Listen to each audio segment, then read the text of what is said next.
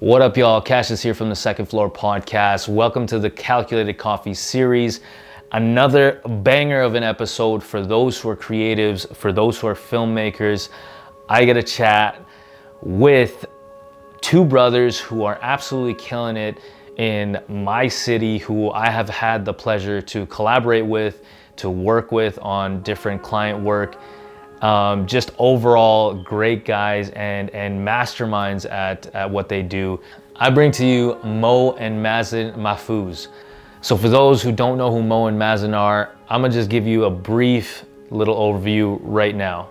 Moh and Mazen run Be a Dreamer Films, or Bad Films. Moh is a director and an executive producer. Moh approaches each project as a story waiting to be told. His philosophy is that video is a powerful medium to bring stories to life by showing their complexities and discovering the true narrative that lies underneath our initial impression. Through his creative use of film, music, and pace, he's able to create a unique cadence and rhythm that matches a story's heartbeat. Moh received the 2019 Rising Star Award at the Canada International Film Festival and the 2018 Rosie Award for Best Cinematographer for Indra's awakening drama, Under 30 Minutes.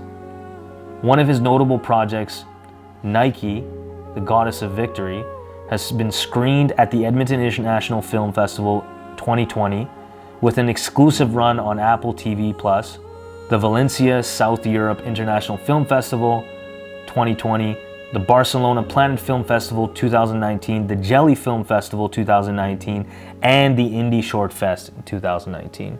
Mazen is a post-production master and a sound engineer.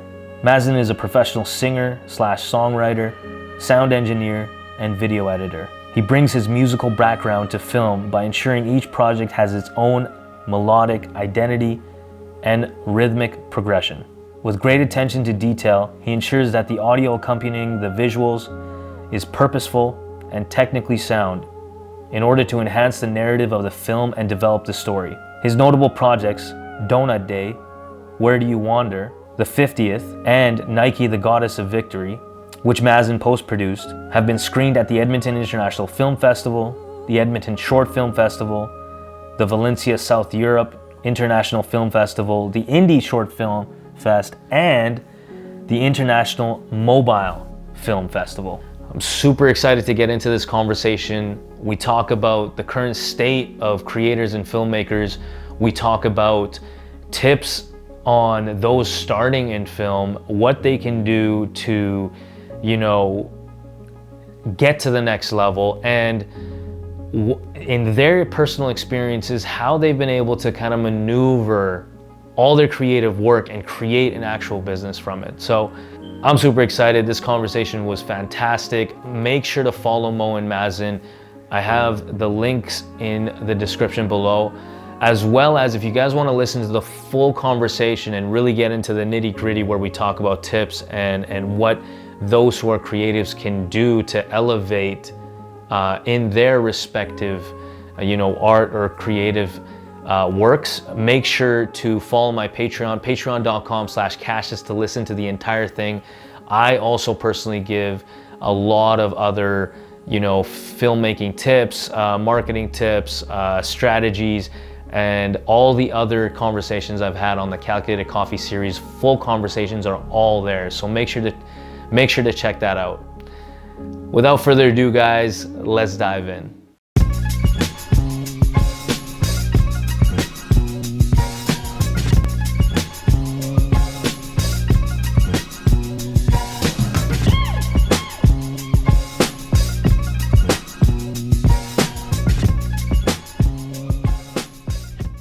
Moh, Mazen, welcome to the Second Floor Podcast, guys.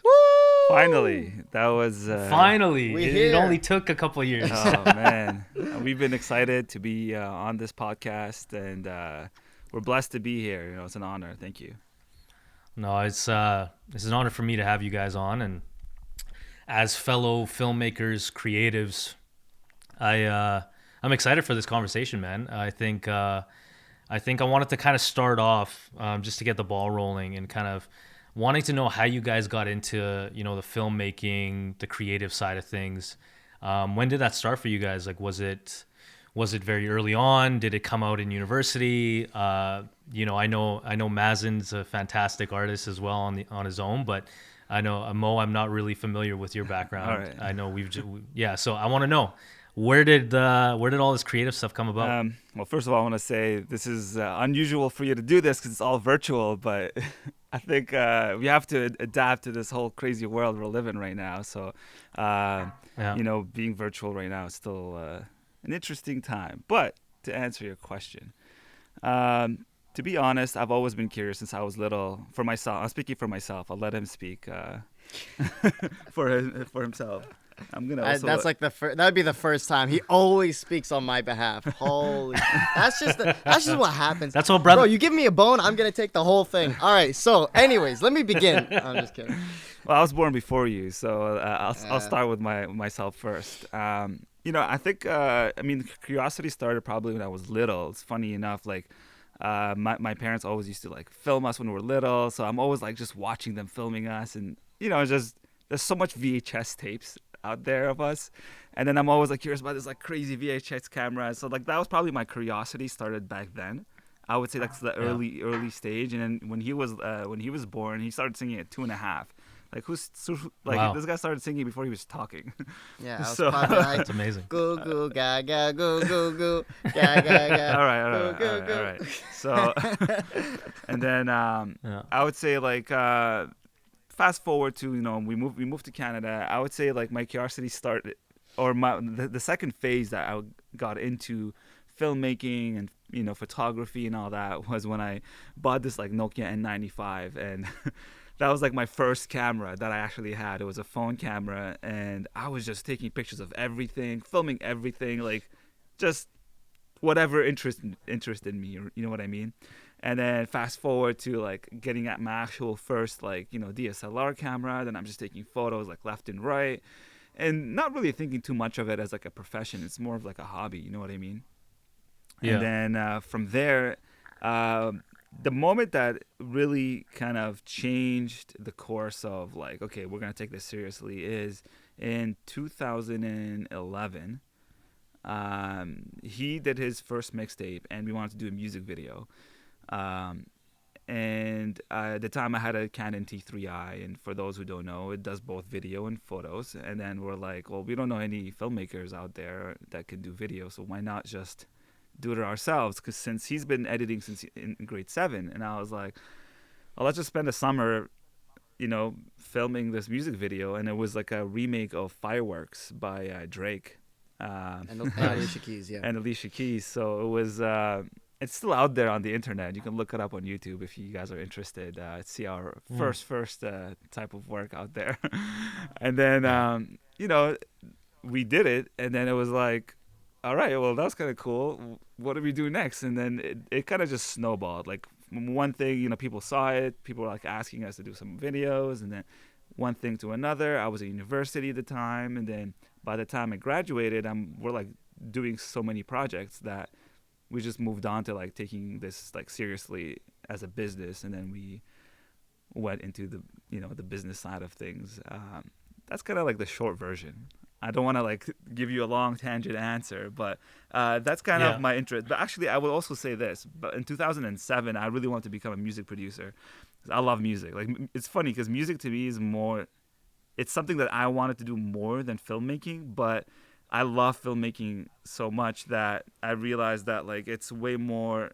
You're able to fuse the music and the pictures together to create a whole story, rather than just the music by itself. But don't get me wrong, I love music, and music is the essence of why I love filmmaking. So I just wanted Music to, is the beat of life, yeah. right? It's the drum. That's right. The pulse. The drum. So yeah, I just want to preface that. But Yeah. What about you, What about Mazen? you? I mean, I don't really have much to add on to what he said. Like, the only tweak that I would make to everything he said was, I personally feel like when we made that music video in whenever it was, 2011 or 2012, Yeah. I'll double check that. But I wouldn't necessarily say that's when we started taking it seriously, because I feel like that was still us trying to see and experiment what's possible with the equipment that we had. we didn't really start taking things seriously until like, I don't know, maybe 2013 or 2014 when we first did like our first paid project. Because it's like, oh crap. Because at first it's like, and I'm sure you can agree with me on this. There comes a point, it's okay, so we're filming, right? And then you make videos, right? You start out making videos just for yourself, and then there comes a point when somebody approaches you and says, I want to pay you for your work. And that changes the whole thing. Then there's a lot more pressure, and then, you know, it's like, I gotta perform, I gotta like deliver. So I would say that's when you really start taking it seriously. Yeah. It was 2012 was when we released that music video, but 2011 is when he started the teaser, the whole mixtape. Right. Yeah, because remember we did a teaser first, and then a year later, we put out. Yeah. Oh, so it was like from 2011 to 2014, there was just like a lot of like just fun projects, like, you know, university, like SU campaigns, to like personal videos. It's funny because I never even considered like YouTube as like a social media world to like jump into it. It was just like learning, like, because there was no film school in Edmonton, Alberta, and there was no music production school that was like really good. And so it was just learn off the internet. That's when YouTube was, you know, the information started like trickling in and people just sharing stuff. And the next thing you know, like Mazen said, 2014 is when, you know, we graduated with the academy from YouTube. And and then we registered our first business. So our first brand name, I guess, because we went through a couple of phases of different brand names. But yeah, that's kind of like the genesis. The genesis of our of our filmmaking path, and then music as well. So they kind of go hand in hand in a way. They do, yeah. Not for myself, I'm not a musician. I'm just more of like a person in the background that just, you know, it's like a second ear for him. That, you know, we still debate about some songs that I hate about I hate that some songs that you made. I hate some songs that you made, and then he loves them, and then I'm just kind of like, bro, like, you gotta just tweak this, and he's like, nah, I'm putting my foot down, and we're not changing it. And I was like, all right, well. And actually, if I can speak on that, I think one thing that I've learned over the years is just like the idea of like artistic integrity. Because before, I really pretty much used to take your word as like martial law. You know what I mean? So you'd say something, I would disagree with you because like I just always have to disagree with you. And then afterwards, I like stay by myself and I'd be like, I'll change it, whatever. Okay, fine, I'll do it. Right? But now I'm kind of like, no, like, you need to give me like you know, back up your claim. You need to give me evidence. You need to give me, you know, proof. That doesn't necessarily mean like concrete proof or whatever it happens to be. Like, oh, it makes me feel this, or okay, it does this song is doing this for me.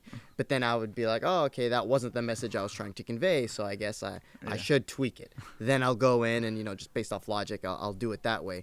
Otherwise, I gotta stick to my guns, bro. I'm sorry, you know.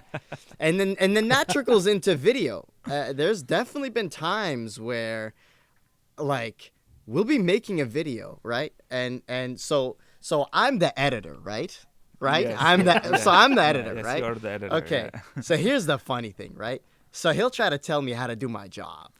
No, I don't tell you how to do your job. So he'll try to tell me how to do my job, and then we've had it where, like, you know, we don't always see eye to eye. Like, most of the time we do see eye to eye. Almost 99% of the time we do. But there are times where we don't, right? And when that happens, sometimes I'll just be like, well, you edit it. Somebody has to make the final call, you know what I mean? So we flip a coin at that point. So But yeah, you know, what I'm trying to say is, like, my brother and I, we've definitely had like an ongoing relationship, but yeah, I still wouldn't change who I'd work with, you know, for the world. Yeah, and if Martin Scorsese, though, happens to approach me, I may take him up on that. I would tell you you're stupid if you don't take that.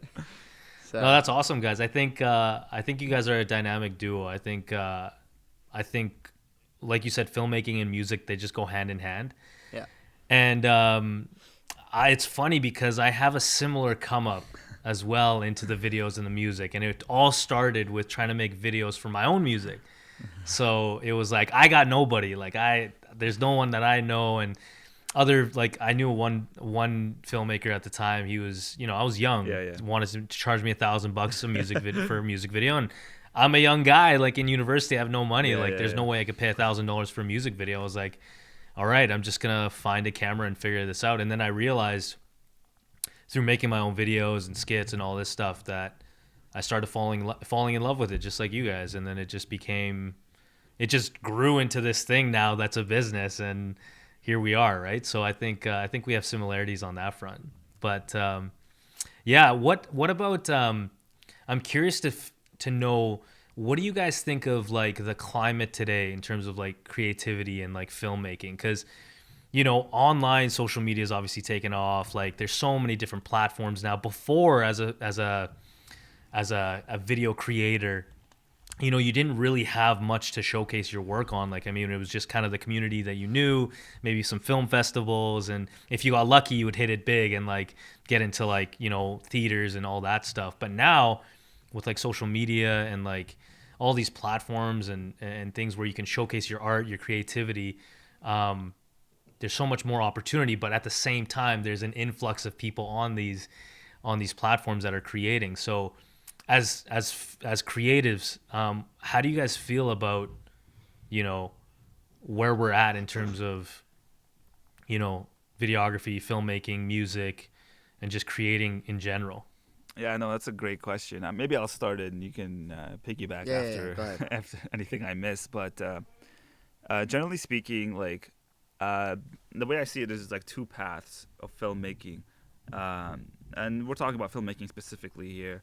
There's, the traditional route where, you want to go into Hollywood production. So, and those, I think you do go into like film school, and sometimes you don't need to, but it's more gated, right? It's so many layers to it, that so many people involved, still alive and well. I mean, during coronavirus though, it's kind of movie theaters have taken a big hit, so we're seeing a little shift in the streaming world right now. But that's more from like a distribution point of view. But from like a creativity point of view, so there's that route with the Hollywood route, and there's the digital creator route, like the social media route. And that itself actually democratized, I would say, the entire landscape of being creative and being a filmmaker in general, because now you're literally like all you need is your phone, and you can film an idea that could be as simple as anything, any topic. There's a niche market for anything, and you just put it up online.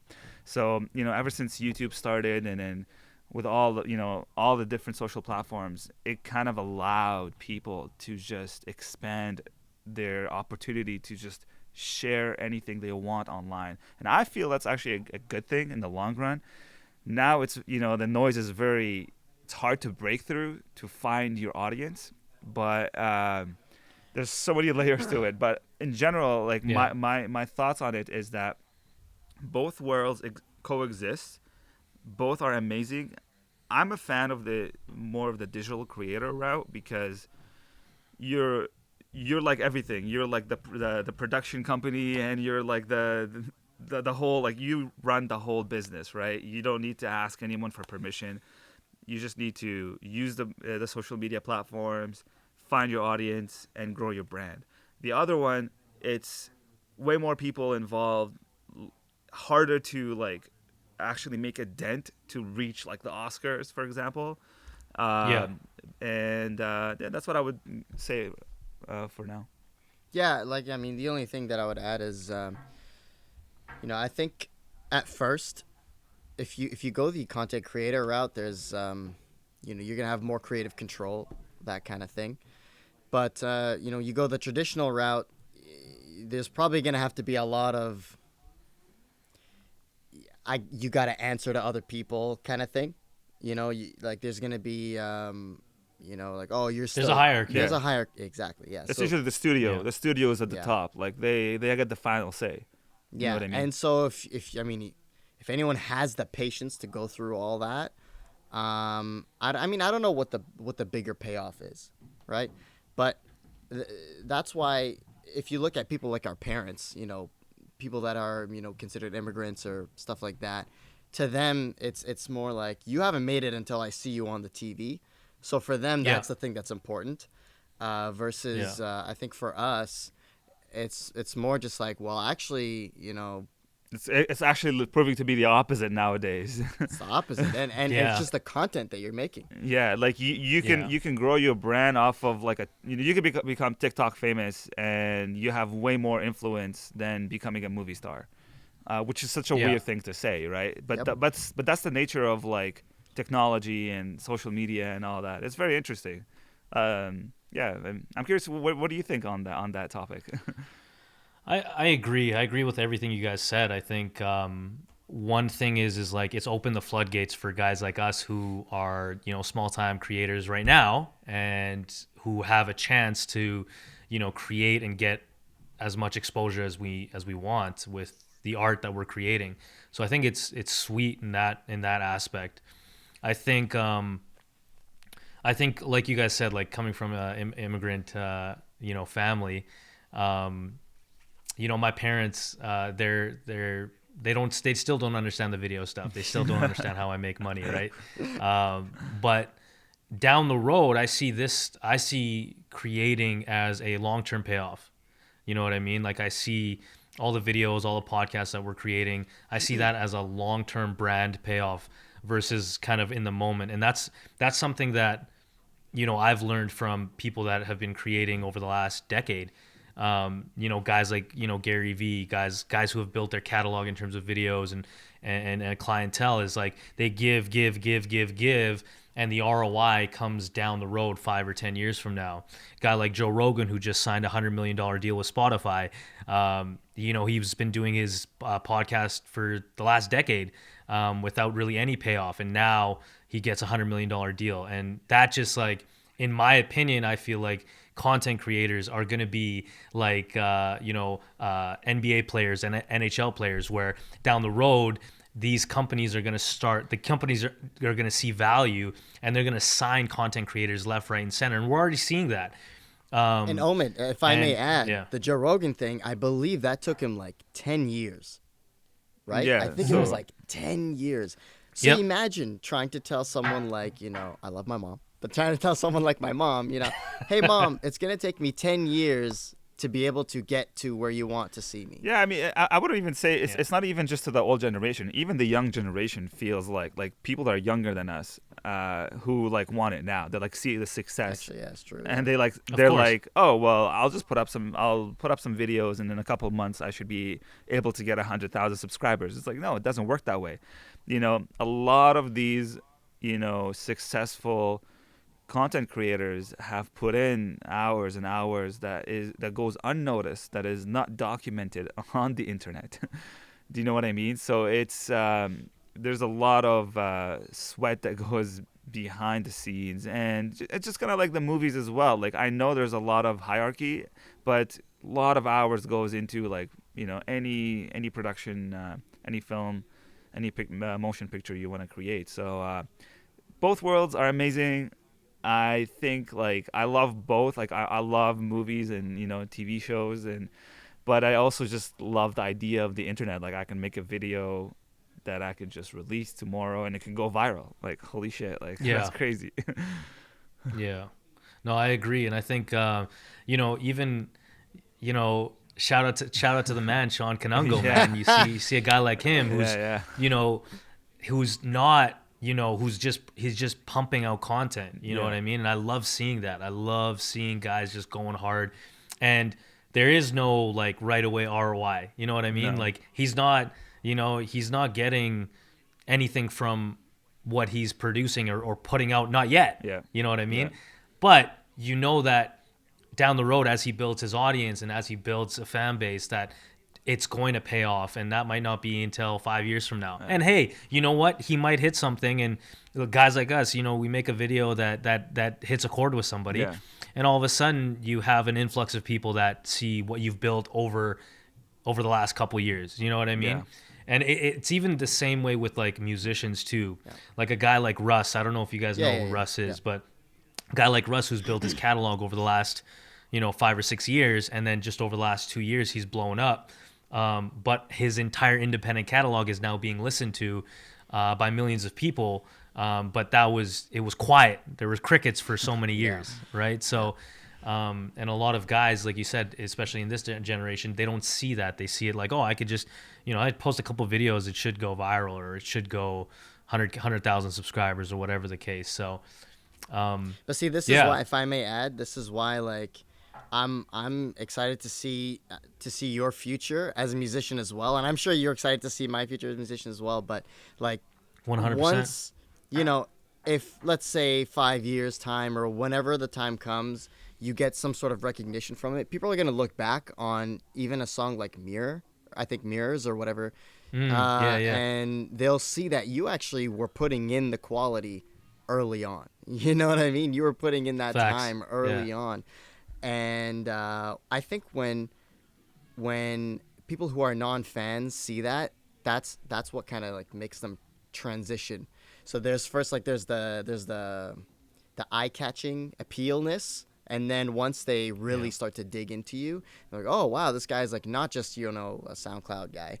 He's like actually going in and putting in that effort and quality. That's when people really take it seriously. So, yeah, I agree. And I think I think it's very easy to get caught in the illusion of social media, like the illusion that everyone is doing so well and everyone is killing it, and you know what I mean? Like I feel like a lot of, again, like bigger influencers, like these fitness influencers and like other influencers that talk about money and investments, they taking pictures with Lambos and like all these cool pictures, and you're like, damn, like this guy's living the life. But it could be the complete opposite because it's such a elusive world. And then that's where guys who are they're not really thinking, that get into the trap of like a scam, or get into a trap of like, oh, I want to learn from this guy and I'll pay him hundreds of dollars a month or whatever for a course or whatever the case. So there's also the bad side of it. But I feel like guys like us who are creating in a small town, who have dreams and aspirations to do big things down the road, it's like I think we're on the right path, but it's just patience. And right? I think to add on to that, Omid, I think people like you and me and my brother, we are grounded in the sense that we didn't get everything from the beginning. We've had to work quite a long way, and I think that work humbles you and it grounds you. So like that's why a lot of people that get famous from whatever the social media is at an early age, they don't necessarily know how to handle that or how to deal with that, and so maybe they might refer to just chasing clout or whatever the term is. So yeah. No, I agree. I think what do you guys think of, like, do you think that, like, in my opinion, I think like content creators are going to be like the next big wave. Like, and especially I know Sean talks about this a lot. You guys have filmed for Sean for quite some time. You guys have been, by his side, and I feel like he's onto something. And I feel like the idea that, like content creators are going to be the next, I always say like NBA players, but that's because I love NBA. I love basketball. So I always go back to that. But I feel like that's what it's coming down to. And like one of the examples was Joe Rogan, right? Getting signed. Right. But I think that's just one out of many that are going to start coming. And we recently, like this episode and our future episodes are going to be aired on TELUS. That's huge. We just recently signed with TELUS. That's congrats, thank you. Clap sound effect here. Thank you. Yeah. Thank you. I appreciate it. But like, even from, like, for example, a company like TELUS, who is now looking towards content creators. Like, I feel like in 5 years, like, it's going to be like these contracts they're going to be throwing money at people that are making have been making content, and if they have like a decent audience, you know what I mean? It doesn't have to be like in the millions or whatever, but people have like a true audience. They're gonna take their marketing dollars and put it into guys like us. And I don't know. What are your guys' thoughts on that? I totally agree. I mean, we're not a marketing company here, but I do see trends, and I totally agree with you. The traditional marketing campaigns have definitely shifted since the past. It's not the same. I know people, experts like who talk about this. I'm not the qualified person to say that, but like you said, you see Joe Rogan, who did that. I mean, we just look at Jake Paul and Logan Paul. Logan Paul just signed a freaking fight with Floyd Mayweather. Oh yeah, like unbelievable. Like the best boxer in the entire world, arguably. You know what I mean? Like Logan Paul, right? Logan Paul, yeah. Like Jake did the whole thing with the NBA. I forgot his name. Nate Thompson, I think. Nate Robinson. And he knocked him out too. And man, I was just like, but the whole like thing with Logan, like Logan just he has one loss against KSI, another YouTuber, and they actually did the whole like their pay-per-view. I think they made a lot of money, I think, from that. It's just two YouTubers like fighting, and then but maybe that's a smart strategy from Floyd's point of view, because it's like, hey, listen, a lot of the new kids are not looking at boxing as like, you know, as a sport. In a way, doesn't have the same flair as it used to be. I think MMA is way more, in my opinion, at least more like trendy. Yeah, more trendy than boxing. Maybe. Yeah, more relevant, because there's not really like crazy boxers. It's like, you just think of like crazy MMA fighters. And I'm not really like a big fan of that. Like I do watch here and there, but not like crazy. But I'm definitely aware of like some fighters from MMA. But from boxing, I literally just know two, like Floyd Mayweather and Manny Pacquiao. Like and Conor McGregor's not really anyways, I don't want to get too deep into the whole I'm just talking specifically about like how two YouTubers are making such headwaves and so much drama and so much money, like from just transitioning from YouTube to that. But you also see people on a small scale, you know, like brands are noticing, and they're slowly shifting to look into like those communities and those audiences that are, you know, aligned with certain creators on you know, YouTube, TikTok, and so on.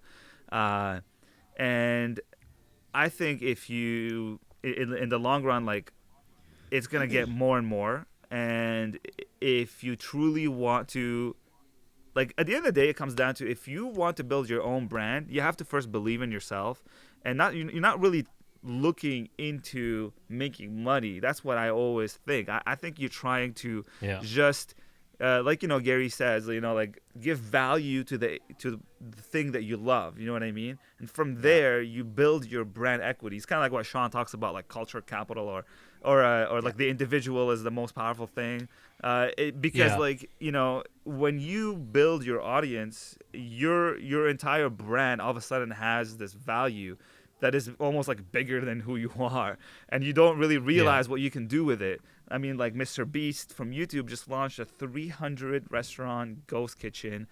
It reached like number one within, like, you know, hours. I think it was overnight. Overnight, he got number one app in the entire like app store, and servers went down. He had to upgrade his servers. It's just like how, and $0 in marketing, like nothing, no money spent.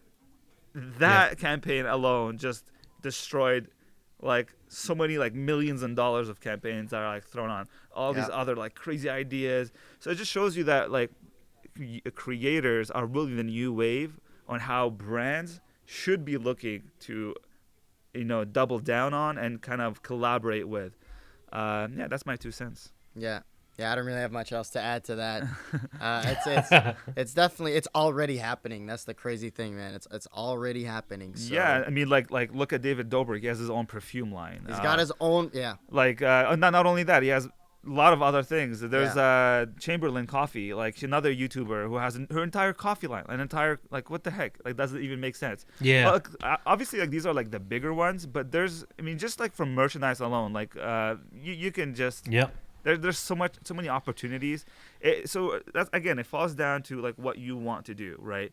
this is why, like, with YouTube for me, and like and creators in general, like, you have to ask, like, why am I doing this? Like, what is my goal? You know, is my goal to just like become like YouTube famous? Great, sure.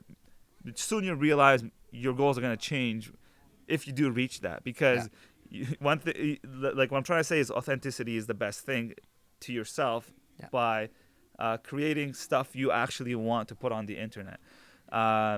But at the end of the day, there's no right or wrong. There's no clear path. There's never going to be like a success story. There's going to be ups and downs. You know, there's always the creative high. Like, I'm starting a YouTube channel, and all of a sudden it's like, shit, I reached the top, and you're going to crash down. And then you're going to figure out that phase of like, what am I actually trying to communicate? What am I, you know, really passionate about?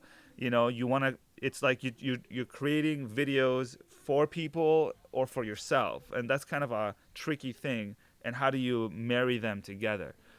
So it's not an easy path, I would say. Like, I think some people think it's easy, but it's not. It's not. And then you know, I'm myself. I'm trying to restart my YouTube channel. I've already tried like 2 times or 3 times, and it's not so much that like I don't know. It's just I want it to be just real. I don't want to try to force it. I want it to just come natural.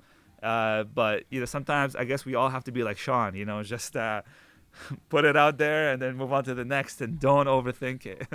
So yeah, that's one thing. But I think, what do you guys think? And now this is kind of piggybacking off what you said. What do you think? What's some advice would you give to a creator or filmmaker or even musician who's just starting out now in 2020, going into 2021 now? What would you tell them, like, based on your guys, because you guys have a lot of experience, you guys have put years, you guys have been in the game for quite some time, so have I. But what would be like one thing that, if there was a young Moh out there right now, or a young Mazen who's like, man, I love this stuff, and like maybe they don't have maybe they don't have some confidence in, you know, maybe becoming something in this space, but they want to try it. Yeah. What would be one piece of advice you guys would give them? Why don't you do something about video? I could do something about music. Sure. Yeah, it's a good one. One piece of advice. If you don't have anything, I could start. Okay, you start.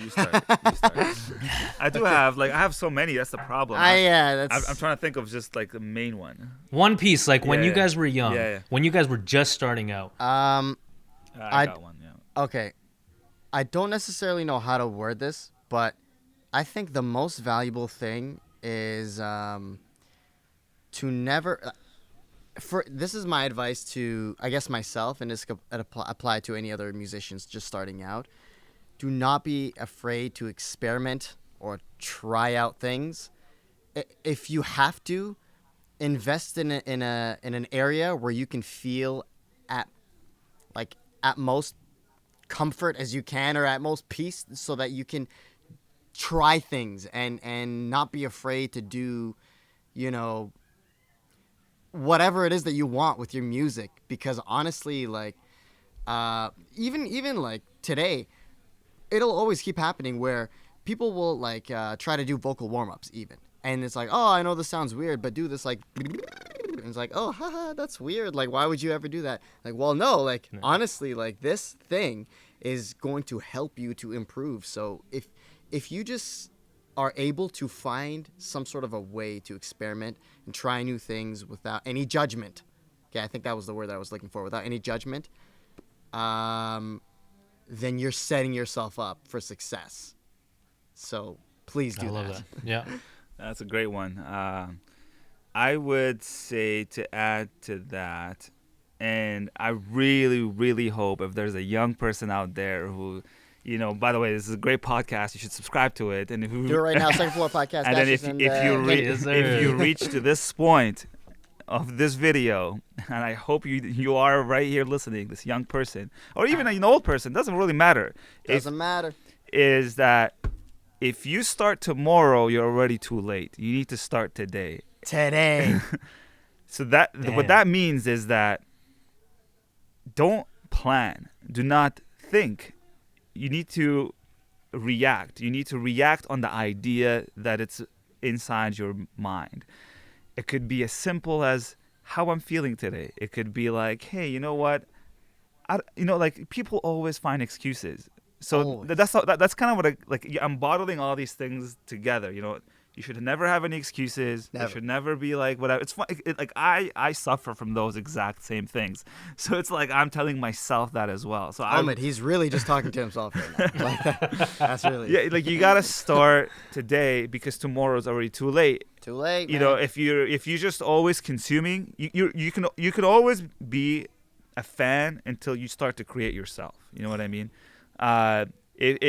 Now you have to commit that you actually want to do it. If you're just a fan, just be a fan. That's totally fine. Not everybody wants to create. Not everyone wants to be in front of a camera, and maybe some people don't even want to be like the actual person in front of that, but they want to be, in the camp of in the team that they like subscribe to. Yeah, you can be like the business manager. You can be like the editor. You can be the whatever. So like the idea here is that it's not just to the creator. It's just to like as a whole, you need to act on it today because tomorrow you'll be like, what if, and oh man, and these excuses. So I would say like if that was an advice I would give to my young self, that's what it would be. It's like don't plan, like don't create this like, oh, I need to do this and that and whatever, and because once you get started on that, then after maybe a solid year of just being able to just execute, you've built the foundation now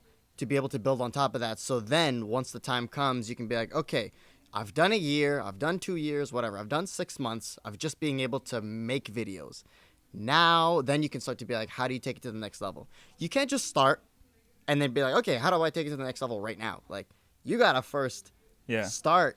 Yeah, and then another, see, now I'm going off on other ideas. See, another problem that kind of comes with that is that you start wanting to do the entire, like, oh man, I got all these ideas. Yeah. I want to create all of this, which is great. Like, it's great to have all these ideas. It goes back to his point of experimentation. Oh, yes. However, I would also say that if you feel overwhelmed, just pick one thing, only one thing. Like, let's say I want to do gaming videos for 6 months.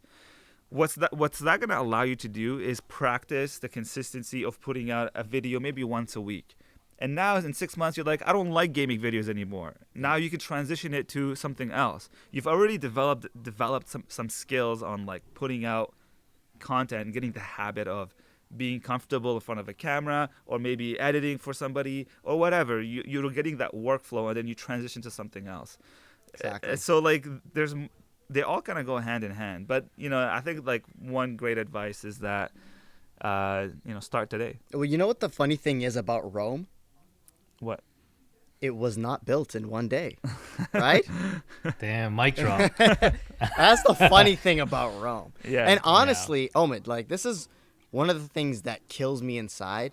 I'm sure you've met that one person who is like, they have skills, right? Or they have the tools, and then there's just something holding them back. They're too shy. They're too afraid, and then they want to do it, but then they're like, but it's this thing. Like 90% of the time, people are scared to put to put out stuff that they like, including myself. Like, just to like say this, by the way, like my YouTube channel has 148 subscribers that don't even know I exist, which means that like I'm not even a YouTuber by like trade. Like I want to get into this space because I believe doubling down on myself is better in the long term. But I need to get over the hurdle of being consistent. So I'm like, what I'm telling you to start today, I'm not starting today, but I want to start today. I can't plan it. I don't want to plan it. So in a way, this is like a remedy for me that I'm telling myself. He really was right. I am telling myself. Therapy, man. It's therapeutic. I think I agree with everything you guys said. I think one thing to know with, if, again, like you said, if a creator's listening to this, I think one of the things is if you don't know your purpose as to why you want to get on these platforms or why you want to create, it's very, like I said, it's very easy to fall in love with the flashing lights and the numbers and the views and the streams and the posts, and it looks all glamorous. But I tell you this, man, like I've been going hard since 2010 with videos and writing. Bro, I didn't release my first song until 2014.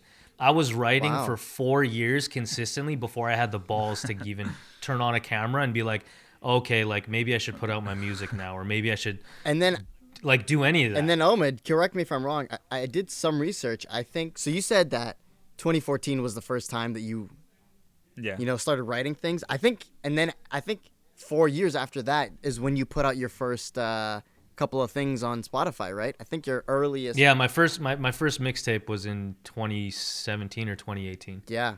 So. Yeah.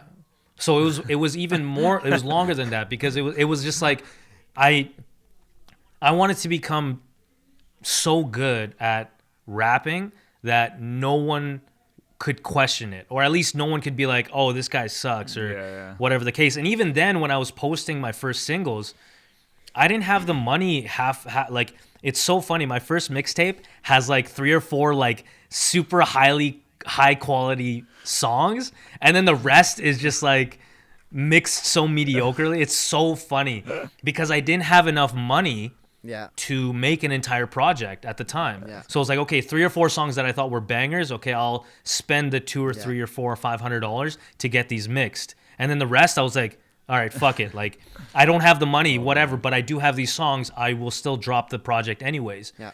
And so I think even then it's like, I knew since 2010, I knew that I loved the game, like the hip hop game, the videos.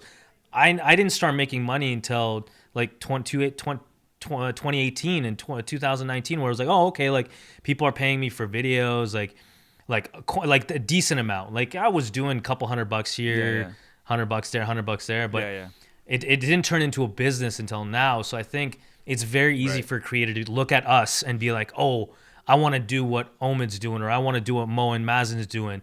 And then they start doing it, and then it's funny because you realize after the honeymoon phase is over, you realize that this is actually hard work, like making good quality videos and making good quality music.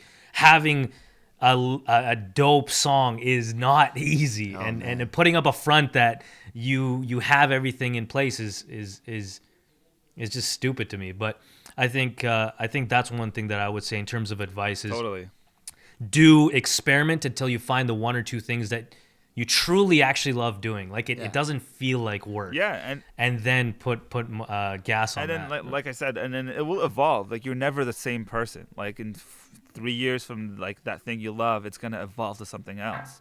You know, it's just like a natural progression of humans. Like, you know, not everyone's gonna be, you know, stuck at the same thing forever. You're always gonna experiment and try new things. You should always be curious on what you want and like what motivates you and what is gonna get you going.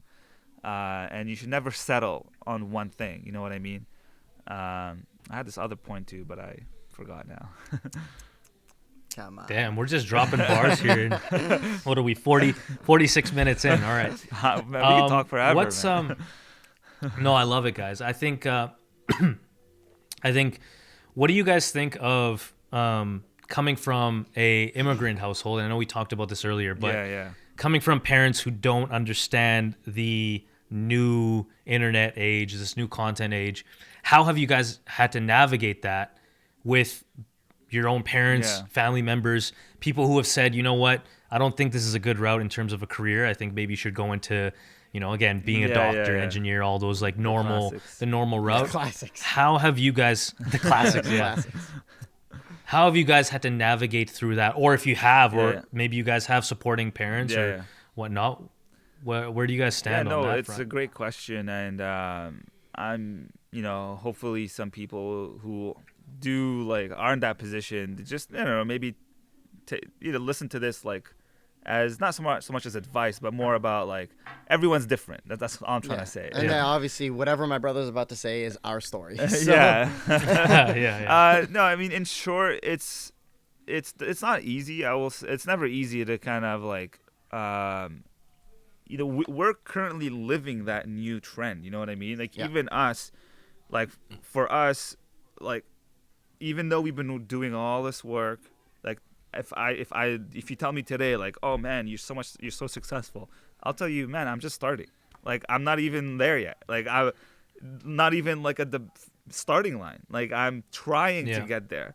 And that's kind of the idea, is what I'm trying to get to people to understand first as a person and myself, is this is still the beginning, you know, and it's going to be a long journey, a curious journey that I can want to progress. And then how do you tell that to your parents who lived in an era where technology wasn't even around and wasn't, you know, there to kind of tell them like, this is a career path. This is like a viable career path. It is up and down. You never know. Like you might be very successful, but you might not be.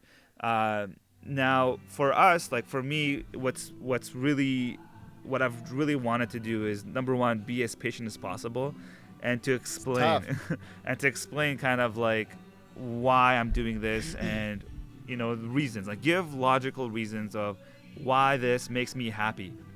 Because my goal is to, you know, look at it not from a financial goal, like a career goal, more of so much of a fulfilling, passionate career path that should translate to some financial gains. I'm happy if I didn't gain all the money in the world, but if I leave more of a, you know, like a footprint in the work that I've done that can help pave way to new creators, new filmmakers, or anything that could be so much of an artistic, like I moved the needle somehow by like a little bit, then great. See, I'm always a student trying to also teach. So like whatever I learn, this is why like for us we're so like humble, and that we don't like to like boast ourselves. You know, we're just learning. Like we're learning. We like to involve people. We like to collaborate with people. Like I know I love working with him, but at the end of the day, we also love to work with like more people, and this is why like yourself being one of them. Yeah, let's get it. And then but bringing it back, like now I'm going off on two directions between like the personal journey and like the parents' journey. But to keep it to the parents' journey, I think like it's been a lot about patience and trying to explain to them what kind of things have came up, and like the opportunities that kind of happened, I guess, through these career path choices.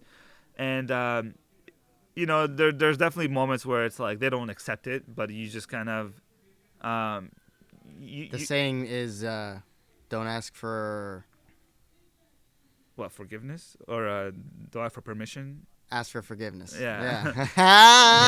There you go. Well, you're not stupid. Hey, you got it. This guy, man, this guy like always throws me under the bus. Yeah, it's there is like, everyone's different. Like I said, like our parents have been like supportive but questioning us at the same time. Yeah. At the end of the day, like people have to understand, like parents want you to succeed. Yeah, they want the best for you. Yeah, they want the best for you. They want you to succeed, and in their view, success equals like a safe career job, which I don't disagree with, but I want them to understand and open their eyes that there's various and so many different career paths out there nowadays versus then. Obviously, being a doctor is like an honorable, like I think being a doctor is one, especially now, like it's such a it's a noble thing. It's a very noble thing is what I want to say. Yeah. And you know, like if I really wanted to, I probably could have been one, but I'm just really passionate about the arts and like filmmaking. And you know, why should I spend time into something that, you know, like it's gonna take me a lot longer to fall in love with when I already know what I love right now? Do you know what I mean? Yeah. So let me navigate this space and understand how I can succeed.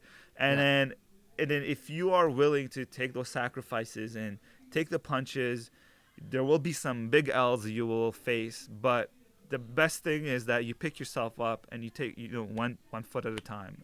And from one step at a time. If I could add from a rewards perspective, if you choose to see it that way, I think you said this already, Omid, that we are, and you said this, we are still kind of early stages. If you look at a really, really long, you know, game in terms of the creator, the creator market and all that kind of stuff. If you capitalize it now, you will reap the rewards after, because I always find that like every year, and I'm sure you can agree with me on this, every year it's always like, if I had just done it a year ago, and then a year passes, then you go, oh, but a year ago, and then another year passes, and it's almost like every year is, oh, I could have done it this year. I could have done it this year. It's because the game is always changing and manipulating, so it's never too late. Yeah. You know what I mean? I will say that, like, with parents, they make it a little bit harder, because if they really supported you, like, oh, you want to do this? Like, how can I help? Versus like, oh, is this gonna make you money? Is this actually gonna do this? Yeah. So it in a way that those ideas, they create self-doubt in the process that you're trying to put in. So you're trying to fight first through your own demons to be like, like, hey, is this actually something I want to do? Then you have somebody else being and someone else who's like, putting in more roadblocks in front of you, and you're like trying to break through. You're like, no, I really want to do this, and you almost want to prove them wrong. And then if you don't prove them wrong, then you almost feel like a failure. Yeah. But failure should never be looked upon like as actual failure. It's always, or like you personally failed as a person. Yeah, like you need to be looking at it as a learning experience, and how can you improve? It's so this is why it's important, like, to have at least some people on your side that can cheer you on and tell you, like, it's okay, like things will get better. It's not great now, but it'll be great tomorrow. And this is why, like, Mazen's saying, like, if you start today, you'll see, like, the rewards later on, and it might take you 10 years. Like, a lot of these successful creators, it's taking them a long time, whether it's through the professional filmmaking route or the digital social media creator route. So yeah, Omid, actually, I want to hear from your side this same conversation, but on your side. You mean in terms of like parents, like the supportive? Yeah. I mean, for me, my mom's always been a supporter, but she's always been busy with her own business. Right. My parents own a business in St. Albert, actually, but my dad has never been the biggest supporter. I'll just say that in terms of this art, creativity, music. There's no shame, man. No shame. Yeah, it's been more conservative. Like, a lot of my family is conservative. They don't understand. They don't want to be in front of the camera. That's not. It's a very unknown territory. So when I decided to get into it early on, it was like, what the hell are you doing? Like, this must be a hobby. This is a phase he's going through. Yeah. This rapping and getting on camera and doing all this is a phase. And then as it started to go along, they started getting concerned. They were like, why are you spending all your evenings editing videos and inviting people over to the house and making rap music? And it was just like, it started to get concerning for them because they just didn't know what I was doing. But then I think now my dad is a little more supportive because he sees some of the fruits of my labor now. Yeah.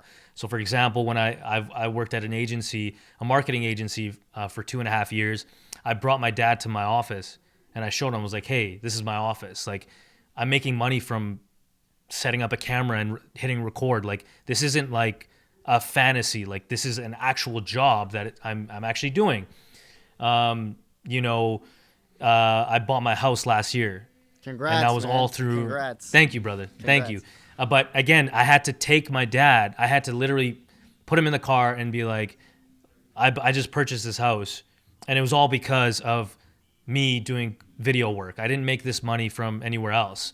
And then after seeing some tangible results, after being in the basement for a very, very long time, it was like, oh, okay, like, he's actually making money and he's actually, earning a living. And that was something that kind of, now he's like, okay, he's not going off a really bad path. So, but he was never supportive in terms of like, yeah, let's go, you should do this. But that also fueled me. Like, it made me angry. Yeah. And I took that anger and I put it into, okay, I'm gonna prove you wrong. Right. Like, this is gonna happen. I'm gonna get my degree.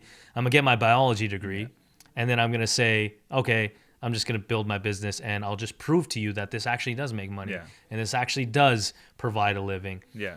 And if I couldn't do it, then I would surrender and be like, you know what? It didn't work. He was right. Okay. I'm on to being an optometrist or something. Right. Like, you know what I mean? Yeah. I have no problem like yourself to like say that, yeah, if I failed, like I'll own up to my failures. but Yeah. I'm also not gonna back down from a challenge. So that's kind of like what you're saying, and I totally agree with you. And Political science major right here, man. yeah. I mean, yeah, it's an interesting landscape to navigate, and it's just to them, like I said, to them, they want us to succeed. Obviously, they don't like. They just went through a completely different era. You know what I mean? Like war and moving to here. So to them, it's like moving to here is such a huge step, and that we don't truly understand the process of that. We are aware of it because when you grow up, you're like, oh, okay, I get it that my Canadian passport is way more valuable than like my other passport, and then 100%, right, and then we understand there's sacrifices made, like they built their entire lives in a country different, right? And so they bring that on to us, but what I try to make them understand is that, but we're being in a different landscape. Like we're growing up in a completely different thing. Like I not only appreciate the story, like I want to understand the stories and like the hardships that you guys went through, but it's completely different for me to relate to it because I didn't experience it. So it's just like knowing the history, but it's not like trying to say like that has to be applied to me. So it's kind of hard to get them to understand that, but the way I see it is just that patience and like you said, just prove them wrong and then try keep trying and then keep doing more. Yeah. No, I agree, man. I agree. I want to kind of take a different kind of a side turn here. I want to know what the next 5 years looks like for both of you. Now I know you guys are hand in hand working together, but is there a in the next 5 years, or what does the future look like for Bad Films, and then individually what does it look like? Yeah, no, great question, because we went through a couple of names, like two different names before Bad Films, and Bad Films is our current film production company. Bad for Be a Dreamer. We love the play on words. Holla! I love that. I love it. I love it. I would say, with Be a Dreamer films, we launched that this year, actually, in 2020. Yeah. Weirdly enough, in February, just before like the lockdown in a way started. And it's been probably one of our most successful years, weirdly enough. Because we pivoted to live streaming and all that. But I would say there's two routes. There's the business route and there's the personal route. The business route is being able to work on, I would say, like, just establish more of a presence for Bad Films, like being able to work with brands that we are aligned with and help develop certain it's mostly focused on commercial work, but also like short form, like stories, like documentary styles, or just short stories that we like to also submit to festivals. So I would say a bit of both of that, grow the business side of things.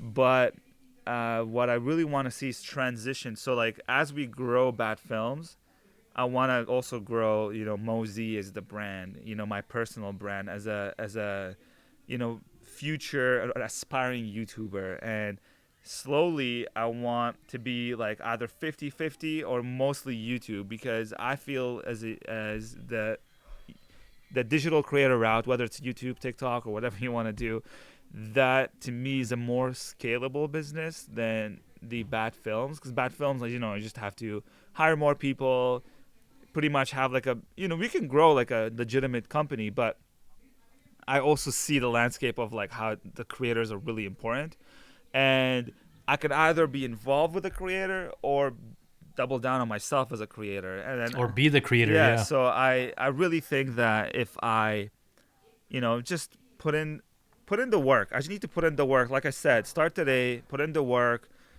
for the next couple of years, for the next 5 years, if I'm being consistent, and see kind of where that leads. But at the same time, still you have Bad Films, because that's kind of where that's actual my job. Like, so right now YouTube will pay me $0, so I can't really go all in on that. But this is why a lot of people, like, they do so much, and they have to, like, they're transitioning. They're like, do I make the transition to become a full-time YouTuber? And then it's such a hard jump. But once you make that jump, then you'll reassess. So that's what I would say is Bat Films for the next 5 years. Work with certain brands that we really love, and we want to help them grow as well. But at the same time, Mosey is the brand. Make that pop somehow. Find my audience. Find my what's poppin'. Find my niche. What's poppin', at the end of the day, I don't care about the numbers. I don't care about, like, becoming, like, the number one YouTuber here. Like, that's not my goal. My goal is, like, find my voice on the internet.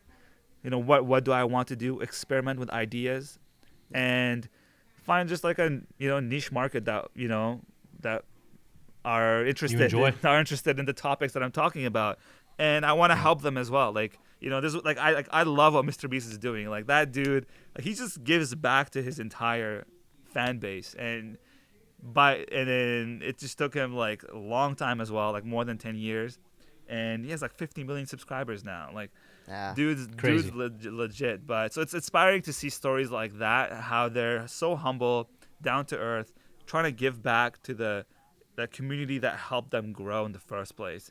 So I'm more interested in that space. I'm not chasing numbers. I'm chasing more about and now I'm going off on a tangent, but I'll let you take it over. What about you? Yeah, I mean, I don't really have much else to add onto that stuff. I know just for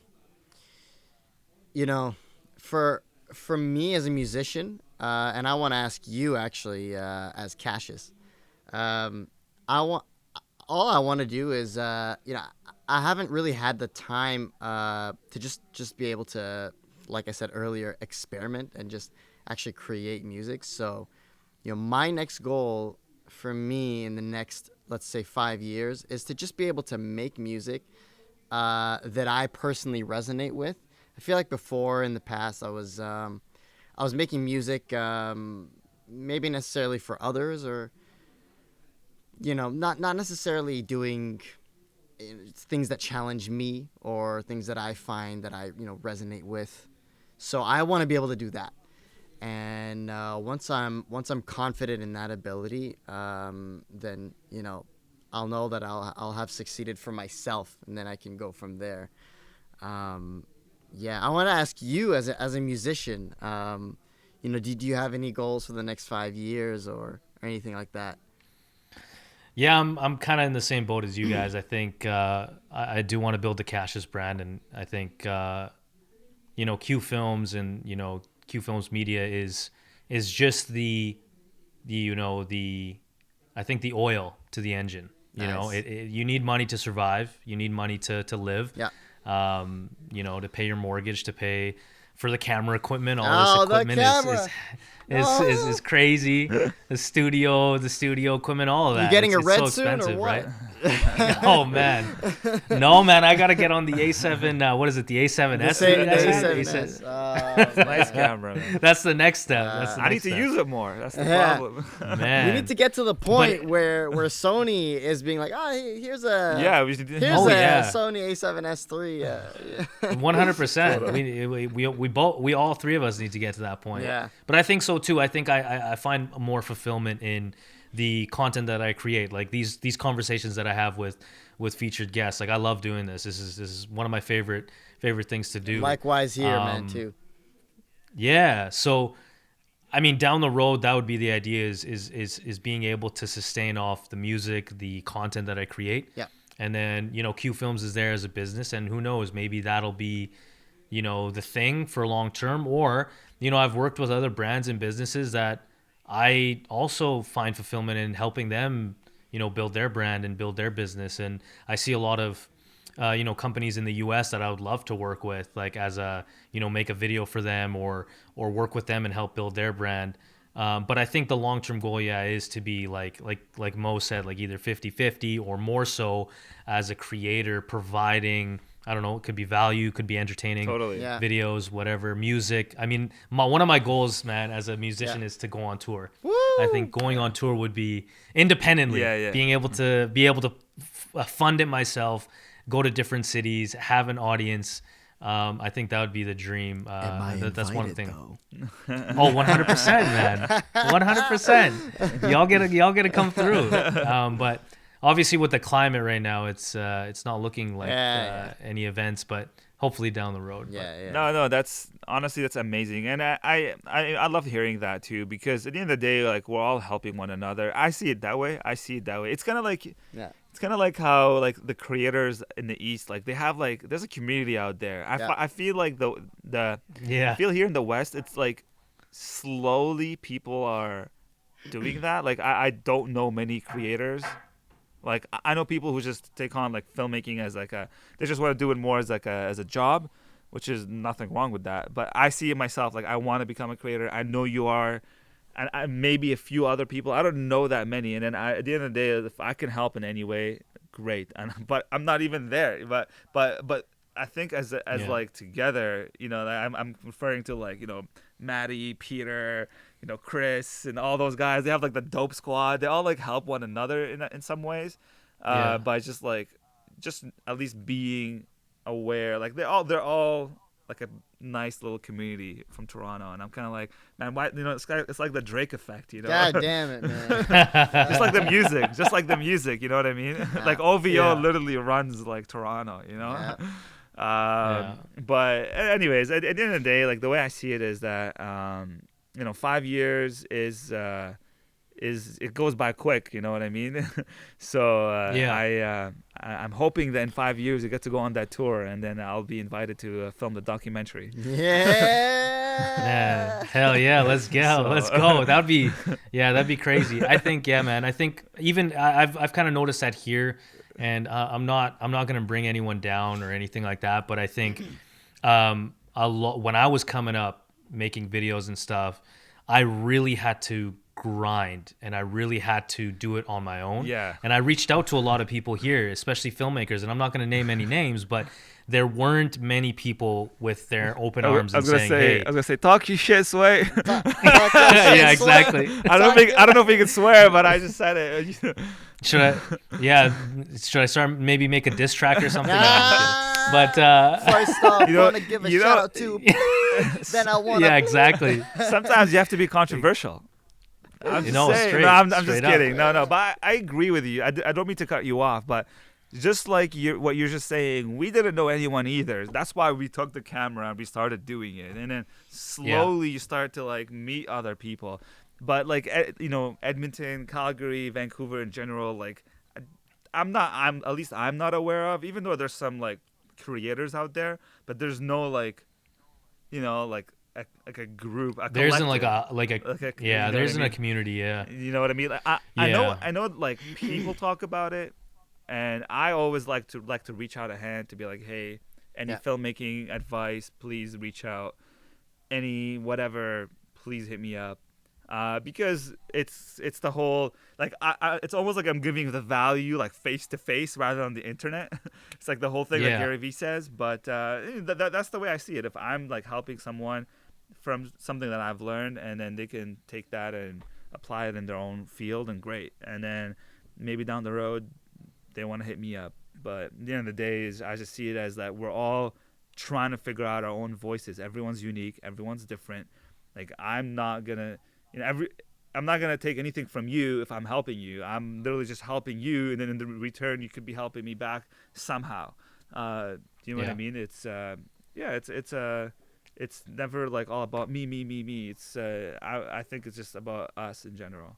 It's about. I think you do better with the community as well. Yeah. Like, as creators, like, especially in a small city, it's better to be together and help each other through the space rather than, having egos and going separately. I see it the same way. I'm curious though, would you guys, because a lot of creators, when they get big or they have an audience or whatever, they take the next step and they go to LA or California.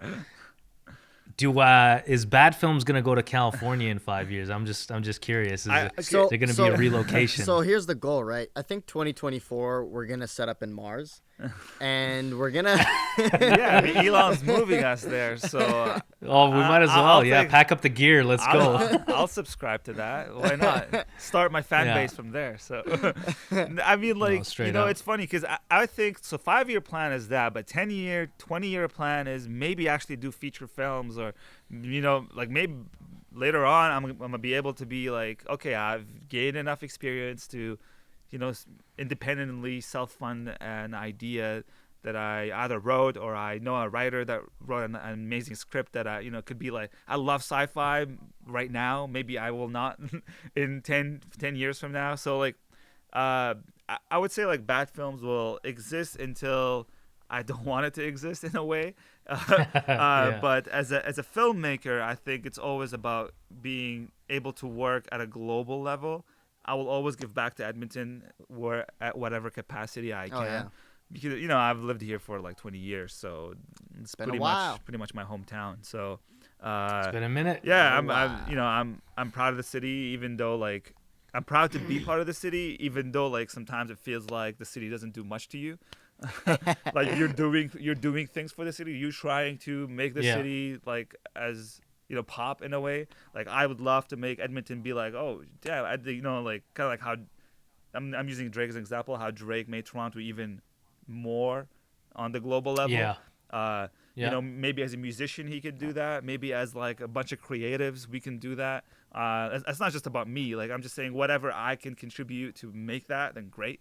But but at the end of the day, like filmmaking and stories is everywhere. So if that means that we do have to move somewhere, it doesn't mean like this guy's sold out and he's moving to this next best thing. It's like no, but at the end of the day, it's like as an individual, you want to grow as a creator, as an artist. You want to always be chasing the next thing that is driving you. So it could be not in Edmonton, and it could be in Edmonton. But I always see it as no matter where you are, just always remember where you're from, and then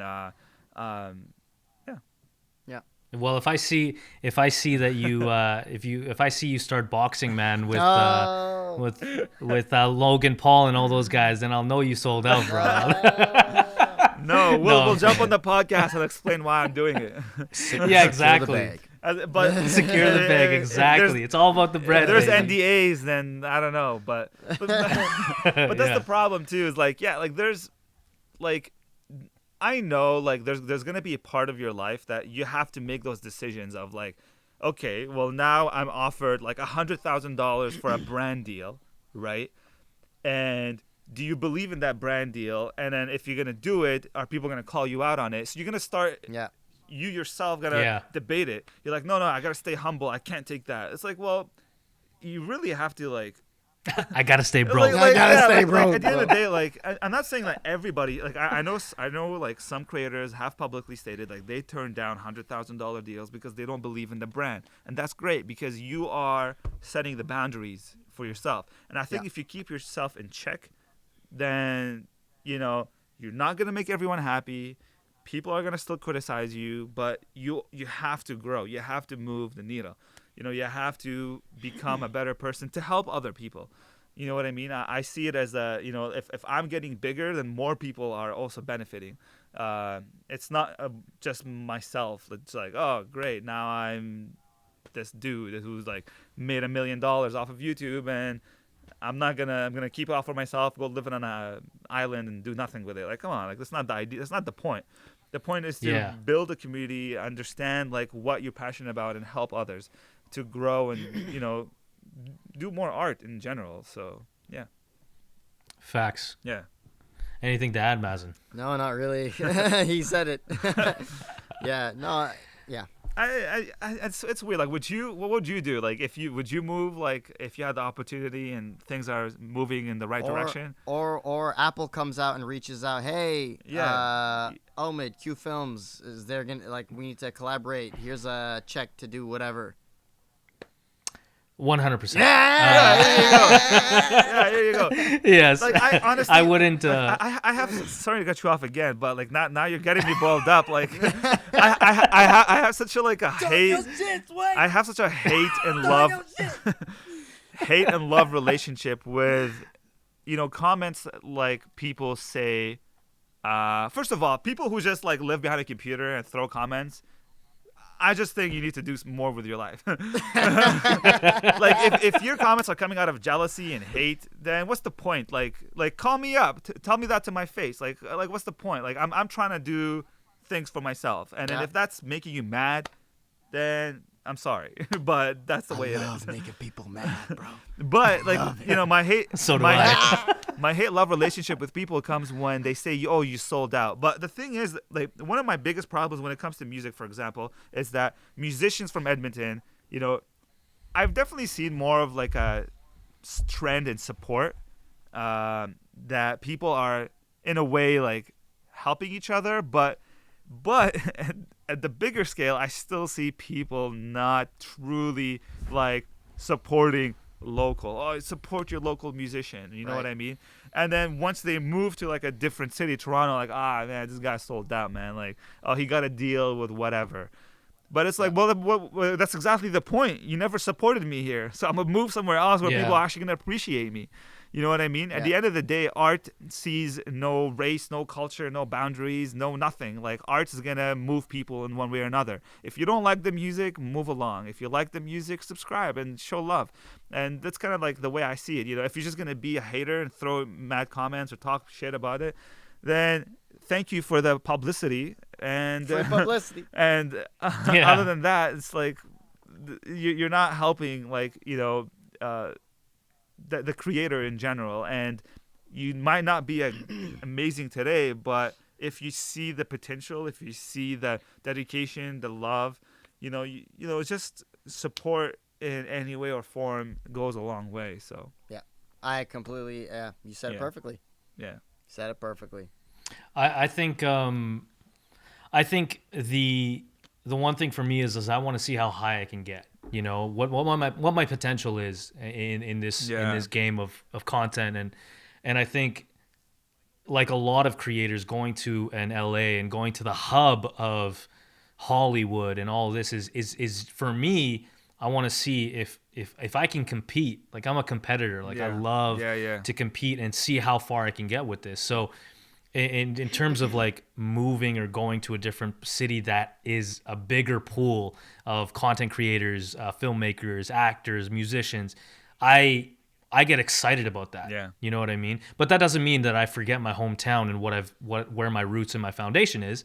It's just a matter of how far can I go. And a lot of guys, musicians and whatnot, they do leave their city in order to become bigger and better at what they do or get more exposure or whatever. Doesn't mean you can't come back. Doesn't mean you are a sellout. Doesn't mean, So I feel like, especially in a city like Edmonton, where there isn't a hub of creators, there isn't support for creators there.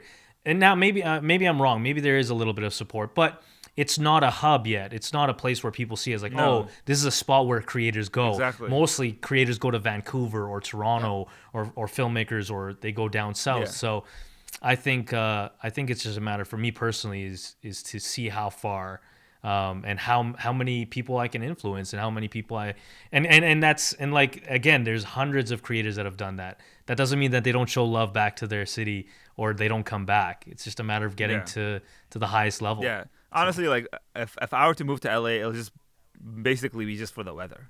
It wouldn't be so much. 100. It just wouldn't be for like, well, I mean, obviously the hub is there, like you said, but I 100% agree with what you said. I 100% like. I love the snow. Don't get me wrong, but like the weather is what's really gonna be the 100 the 100%. motivator. But like you said, like I agree what you said. I'm not gonna. I would just add that building like a hub here would definitely help the city more, and people would, like at least understand the value of what you're doing more. Like they would, like, and like also local brands would understand more. Like there's like Edmonton is such a small city. Like I call it like small big city because a lot of people know each other. But unlike Vancouver and Toronto, like there is a hub there. Like some creators, like you can name easily a few creators from each city. But from Edmonton, like I don't know like people doing it very well, or at least they haven't made an impact. And if they are, it's like they're lone wolves, I guess. They're just like in their own lane. Nothing wrong with that. I'm not discrediting that, but there is no like, oh, Edmonton is like, a bunch of creators are coming out of here, or a bunch of musicians are making out of here, or they're just like their own little lanes. You know what I mean? And even though the community is alive, like I said, it's a small city. People help one another, but it hasn't really made a dent in the global space where it's like, oh, things are popping here. You know what I mean? We're just waiting for Mazen to blow up so that we can all reap the benefits. After soon come. Yeah. But on that note, actually, shout out to Alfonso Davies, right?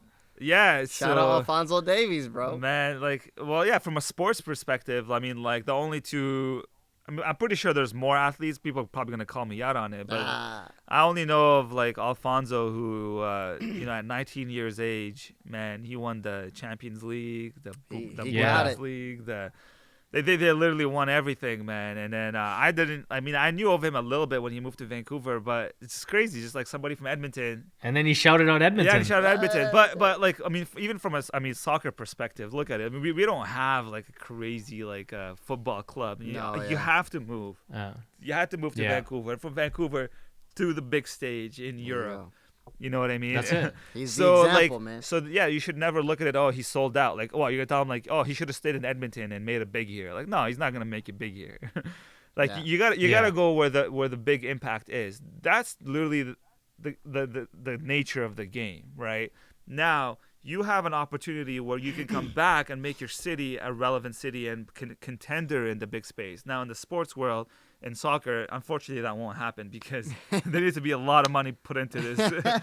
But in the creator world, or like in the music world, like there was already music coming out of Toronto, and when Drake just put that on like new level, clearly it just went even bigger. Yeah. And when you have like Justin Bieber and The Weeknd and a bunch of other big A-list artists coming out of Toronto, then Ontario in general, that okay, that's a hub city.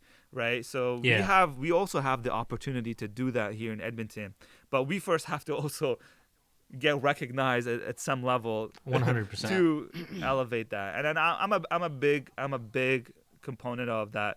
If there's a community that is helping one another, you're only gonna make the whole scene better. And we feed off each other's ideas. You know what I mean? Like you have an idea, I'm helping you create your idea, and then all of a sudden vice versa. So, so.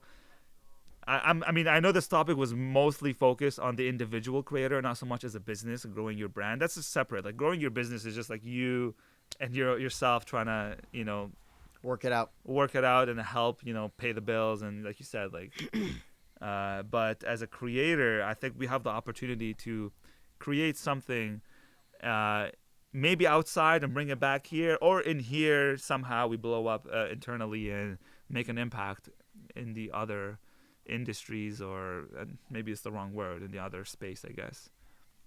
Yeah, and I think we'll see that. I think in the next couple of years we will see someone who comes out and does something big for Edmonton on a creative standpoint, from a creative standpoint. And I'd love that. And and you see guys like, and again I go back to Sean, man, because he's killing it, man. Like I truly have so much respect for him for A, putting himself out there, but B, just going hard on all fronts and investing in himself and you guys, and at the same time showing love. Like the man does not hold back, and he shows love to other creators, and it's just fantastic to see that. And maybe we and maybe a couple other people in the city are the ones that are going to lay the foundation for creators, and then we'll see these other creators start popping up, and hopefully it'll turn into hopefully this podcast inspired that wave of creators to do the foundation. And 100. And even if it's not us, at least somebody's doing it. At the end of the day, like I'm not gonna criticize anyone. I just want to see a genuine community grow to help make an impact. You know what I mean? We all gonna help each other here, and then if everyone is, there's nobody bigger than another person. It's just more about moving us as a group to be like, wow, okay, everyone's figuring out their voice, everyone's doing something unique, and then we're all gonna do something special. So we all have interesting perspectives, and we all come from different backgrounds, so we all bring something to the table. I said we all. Amen. But yeah, no, I mean, but Sean Singing a cappella for us. Sean's the Mazen. goat, man.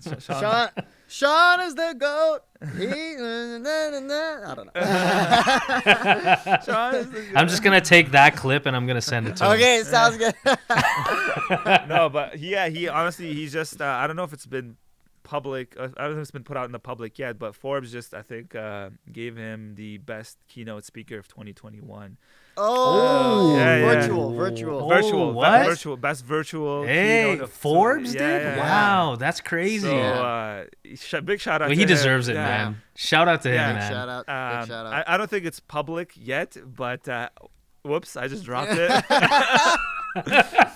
there's no That's NDA funny. There's no written. NDA, There's no bro. NDA written on that, so Exactly. we can publicly announce it. So No, no, that's but yeah, that's but yeah. fantastic. So man. you're right. I agree with everything you're saying. No, it's great Yeah. conversations, man. All right, we're gonna wrap this up Okay. with one last question, and we kind of asked this to all of our featured guests, Let's do it. and I want both of you guys to answer All it. right. What does it mean to be on the second floor or get to the second floor? And what I mean by that is our whole philosophy on this show is elevating to the next level in life and in business. And so from a perspective, and I'd love to hear from both of you, what does it mean to be on the second floor? It means progress for me. Oh, Definitely. Love it it. means progress, bro. And that's worth more than anything. And it means recognition and respect from another fellow creator that I hold to another high standard as well. So appreciate that. Thank Yeah. you so That's much. love. That's love. Thank you. I for some reason you just made me think of like Matthew McConaughey's like All right. all right his Oscar speech. And man, he beautifully articulated The some- whole hero thing? Yeah. So the hero thing, man. I think so. Like to paraphrase, and I mean, I would highly recommend anyone who wants to somewhat be. I don't know. I would say if anyone wants to hear some words of wisdom, inspiration, and guidance on getting to the second floor, is listen to that. Go listen to that speech, and then paraphrasing it loosely here, he's saying, he's always chasing his hero. And then because like someone came up to him, told him like, what do you want to be in 5 years? Like, in 10 years. In 10 years, like I'm chasing my hero. And then he's like, who is my hero? And then he realized that his hero is actually himself. But every 10 years he's getting there. Somebody asks him, so did you get there? And he's like, well, no, because now my hero's 10 years even further. Yeah. So I love that. so to get to that second floor is to always be chasing. To always be Damn. chasing that, your hero, your ideas, your passions, your art, your goals, and it's gonna be every year, every step of the way. And then that's what it means to be, I think, on the second floor to me. Bro, we're about to get philosophical on second. this. Holy. Is the second I love floor it, a boys. metaphor to life? Like, every step you Yeah. take, you get closer to that. Yeah, we're all chasing something we want. So yeah, that's what I would say.